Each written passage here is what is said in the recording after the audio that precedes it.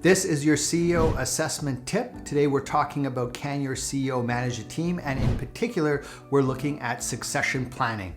Underperforming and below average or average CEOs may drag their feet when it comes to succession planning, and in fact, it might even be part of their career strategy not to have a successor for themselves.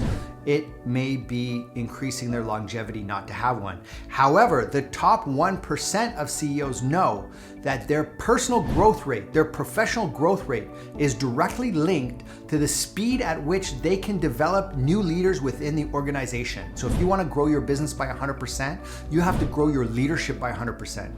Let me give you a simple example of how this works. If I'm a national level CEO and I want to grow into an international CEO, I need to have somebody internally who can take on my national responsibilities before I can assume international responsibilities.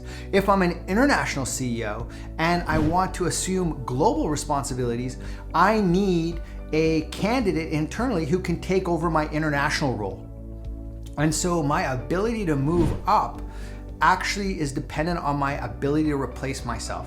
And so the bigger my ambition, the bigger my vision, the bigger my thirst for leadership becomes. And that's where we get the phrase that the purpose of leadership is to create more leaders. If you really are ambitious and driven and you want to grow, you need to grow the leaders within your organization. So here's a couple quick questions that you can ask to get an idea if your CEO is committed to succession planning, is committed to developing the next generation of leaders in their organization. Number one, how much time should you be spending on leadership development? Very simple question. So a lot of the CEOs will say 5%, 10%. When you look at CEOs who are committed to succession planning, that number goes up to 40 to 55% of their time is spent meeting, identifying, assessing, evaluating, developing leaders within the organization. A lot of this time is spent with 360-degree reviews. So if you have 8 direct reports and each of your 8 direct reports has 8 direct reports, the CEO will then interview and meet with each one of the reports to his or her direct reports.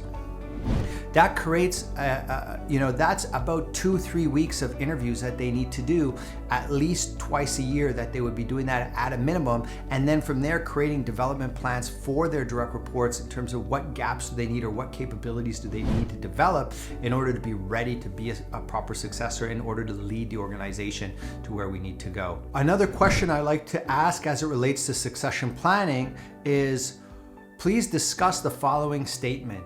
You cannot be promoted until you can be replaced. I repeat, you can't be promoted until you can be replaced. Please discuss and see how the candidate interprets that. Candidates who are not gung-ho on succession planning will reject the statement and say, oh, well, that's not really fair.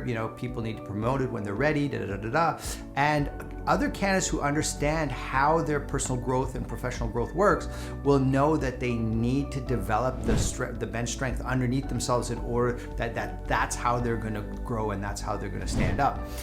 Another question I'd like to ask is, please tell me what processes, systems, infrastructure you have created in your organization to create succession planning or to contribute to the development of leadership within your organization. What have you done to contribute to the succession planning efforts or leadership development program at your organization? And then what we want to look for in both those two questions is, where have they institutionalized process? So for example, in some companies, as soon as you finish probation, the second you're done probation, you are assigned a senior mentor within that organization. That is 5, 6, 7 pay grades above you.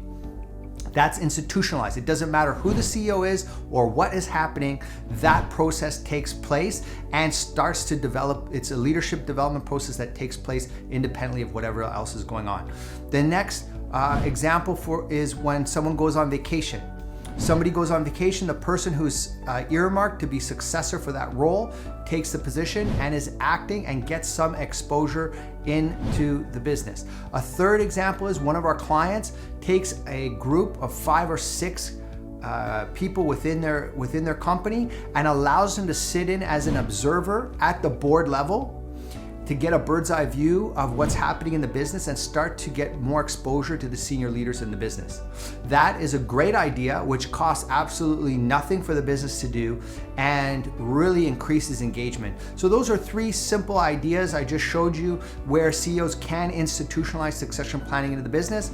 Remember, 90% of your CEOs will fail on this point. 90% of your CEOs will not be involved in succession planning or really driving it. The top 10% who really believe that the purpose of leadership is to create more leaders and are fully committed to seeking and seeding leaders at all levels in the organization, those are the winners. Those are the ones we want. Those are our preferred candidates. And that's your CEO assessment tip for the week.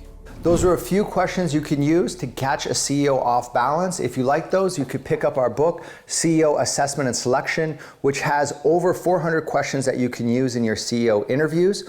Also, on our book page, you can download a free sample of the book, and you can get a link to our book page in the description of this video.